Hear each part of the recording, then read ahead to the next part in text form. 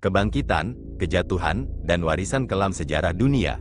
Di balik kebangkitan nasionalisme ekstrim di Eropa abad ke-20, terdapat satu nama yang tak pernah bisa dipisahkan dari sejarah kegelapan manusia, Adolf Hitler. Seorang pria berkumis khas, orator ulung, namun juga pelaku dari salah satu genosida paling mengerikan dalam sejarah umat manusia. Bagaimana seorang seniman gagal dari Austria berubah menjadi diktator yang menjerumuskan dunia ke Perang Dunia Kedua? Ini adalah kisah tentang ambisi, propaganda, dan kehancuran, kisah tentang Adolf Hitler. Adolf Hitler lahir pada tanggal 20 April tahun 1889, di Braunau am Inn, Austria-Hungaria. Ia adalah anak dari Alois Hitler dan Clara Polsel. Masa kecil Hitler tidak luar biasa, meskipun hubungannya dengan ayahnya tergolong tegang. Sejak muda, ia memiliki impian menjadi seniman. Namun, impian itu hancur saat Akademi Seni Rupa Wina menolaknya 2 kali. Hidupnya di Wina dipenuhi kemiskinan dan rasa frustasi. Namun di tengah kesulitan itu, benih-benih ide ekstrim mulai tumbuh. Hitler mulai mengembangkan pandangan antisemitisme dan nasionalisme Jerman yang kental.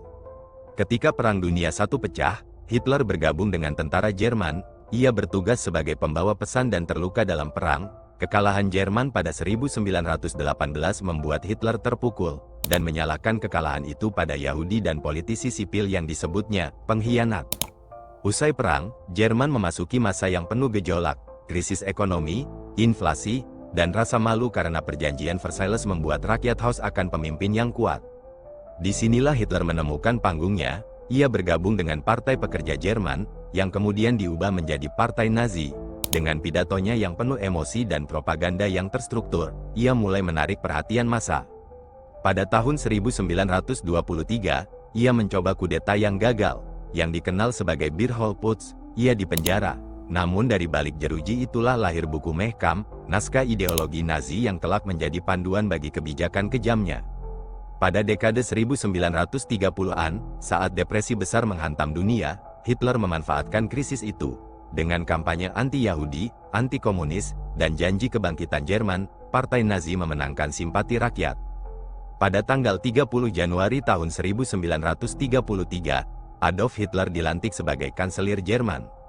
Begitu berkuasa, Hitler bergerak cepat. Ia menghapus oposisi politik, mengendalikan media, dan mendirikan negara satu partai. Ia menyebut pemerintahannya sebagai Reich Ketiga. Ia membentuk Gestapo, membangun kamp konsentrasi pertama, dan menyebarkan propaganda nasionalisme Jerman yang ekstrim. Ekonomi Jerman perlahan membaik di bawah program kerja massal dan persenjataan militer. Banyak rakyat mendukung Hitler tanpa sadar bahwa arah bangsa tengah menuju jurang. Hitler mengobarkan ide kemurnian ras Arya, Yahudi menjadi kambing hitam, dan diskriminasi berubah menjadi penindasan. Tahun 1939, Hitler menyerbu Polandia. Ini memicu dimulainya Perang Dunia Kedua. Bersama sekutu fasisnya, seperti Mussolini di Italia dan Jepang, Jerman meluncurkan Blitzkrieg, perang kilat yang menghancurkan. Prancis jatuh, Inggris dibombardir, Uni Soviet diserang. Di balik garis depan, kengerian berlangsung. Yahudi, Roma, penyandang disabilitas, dan lawan politik ditangkap dan dikirim ke kamp kematian seperti Auschwitz. Apa yang dikenal sebagai Holocaust membunuh lebih dari 6 juta orang Yahudi. Namun ego Hitler menjadi kelemahan. Penyerbuannya ke Rusia macet oleh musim dingin. Serangan ke Inggris gagal total. Dan perlahan, sekutu mulai membalikkan keadaan. Pada 1944, Hitler mengalami percobaan pembunuhan oleh perwira Jerman sendiri.